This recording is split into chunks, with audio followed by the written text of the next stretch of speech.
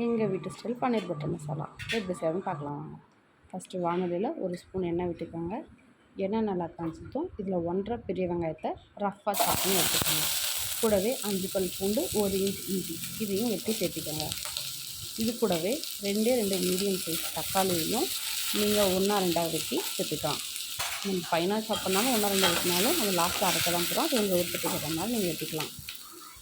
இந்த வெங்காயம் தக்காளி சீக்கிரமாக வதங்குறதுக்கு 1 ஸ்பூன் கல்லுப்பு நான் இதில் சேர்த்துக்கிறேன். இந்த குழம்புக்கு நான் போட்டிருக்க உப்பு போதுமானதாக இருக்கும். நீங்கள் பத்தலைன்னா கடைசியாக குழம்பு டேஸ்ட் பண்ணி பார்த்துட்டு இப்போ ஆட் பண்ணிக்கலாம். இந்த வெங்காயம் தக்காளி வதங்கும்போது ஒரு 5-6 முந்திரியை 1-2 உடச்சி நம்ம இது கூட சேர்த்துக்கிறோம். முந்திரி சேர்த்து செய்யும்போது கிரேவி கொஞ்சம் நல்லா திக்காகவும் டேஸ்ட் கொஞ்சம் என்ஹான்ஸ் பண்ணி கொடுக்கும். இப்போ இந்த டைமில் உங்கள்கிட்ட காஷ்மீரி ரெட் சில்லி இருந்துச்சு அப்படின்னா 2 மிளகாவை நீங்கள் இது கூட போட்டுக்கலாம். எங்கிட்ட இல்லை, அதனால் நான் இதை போடலை. இது கலர் நல்லா சேஞ்ச் ஆகி நல்ல ஒரு அரோமா வரும். அது வரைக்கும் வதக்கினீங்கன்னா போதும். வதக்கி எடுத்து இந்த ரூம் டெம்பரேச்சரில் நீங்கள் ஒரு 10 நிமிஷம் வச்சுருங்க. ரூம் டெம்பரேச்சர் வந்துருச்சு. நான் இதை மிக்ஸி ஜாருக்கு மாற்றிக்கிறேன். காஷ்மீரி மிளகாய் தூள் நான் போட்டுக்கிறேன். நீங்கள் மிளகா போட்டிங்கன்னா மிளகாய் தூள் போட தேவையில்லை. இந்த ஸ்டேஜில் நம்ம இதை அரைச்சி எடுத்துக்கலாம். அதே பேனில் 1 ஸ்பூன் எண்ணெய் விட்டு நான் பெரிய வெங்காயம் அரை வெங்காயத்தை க்யூப் ஷேப்பில் கட் பண்ணி வச்சுருக்கேன். அதையும் கூடவே அரை கேப்சிகத்தையும் க்யூப் ஷேப்பில் கட் பண்ணி வச்சுருக்கேன். இந்த ரெண்டையும் போட்டு கொஞ்சம் நம்ம வதக்கி எடுத்துக்க போகிறோம். ரொம்ப சாஃப்டாக வதங்கணுன்ற அவசியம் கிடையாது. கொஞ்சம் க்ரன்ச்சியாக இருக்கிற மாதிரி மீடியம் டு ஹை ஃப்ளேமில் வச்சு நான் வதக்கி எடுத்துக்க போகிறேன் ஒரு 2 நிமிஷம். இந்த ஸ்டெப் கம்ப்ளீட்லி ஆப்ஷனல். இது போடணுன்ற அவசியம் கிடையாது. கேப்சிகமும் யாருக்கும் டேஸ்ட் பிடிக்காதோ அவங்க இது அப்படியே ஸ்கிப் பண்ணிக்கலாம். இந்த டைமில் நீங்கள் பன்னீரை ஃப்ரை பண்ணி எடுத்துக்கலாம். பன்னீர் கூட மிளகாத்தூள், மல்லித்தூள், கொஞ்சம் மஞ்சள்தூள் போட்டு உப்பு போட்டு ஃப்ரை பண்ணி எடுத்துக்கோங்க.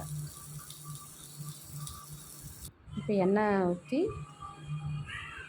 ஸ்டவ் காஞ்சதும் இதில் கொஞ்சம் பட்டர் போட்டு கொஞ்சம் அரை ஸ்பூன் எண்ணெய் ஊற்றி 2 பட்டை, 2 கிராம்பு, 1 ஏலக்காய், 1 பிரிஞ்சி இலை மட்டும் போட்டு நல்லா வதக்கணும்.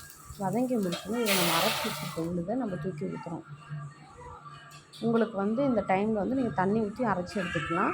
உங்களுக்கு கிரேவி இன்னும் கொஞ்சம் வேணுங்கும்போது நீங்கள் தண்ணியை ஆட் பண்ணிக்கலாம்.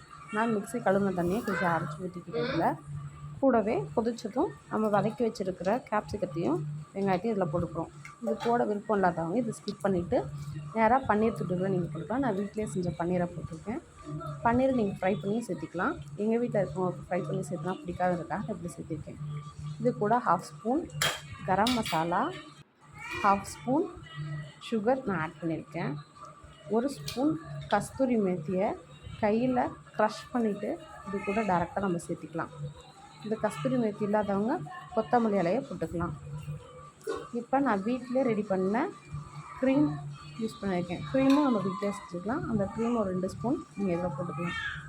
க்ரீம் சேர்த்திங்கன்னா நம்ம ரெஸ்டாரண்ட்டில் வாங்குற மாதிரியே ரொம்ப டேஸ்ட்டாக இருக்கும். நம்ம முந்திரி போட்டுக்கிறதுனால நல்லா க்ரீமியாக தான் இருக்கும் நமக்கு சாப்பிட்றதுக்கு.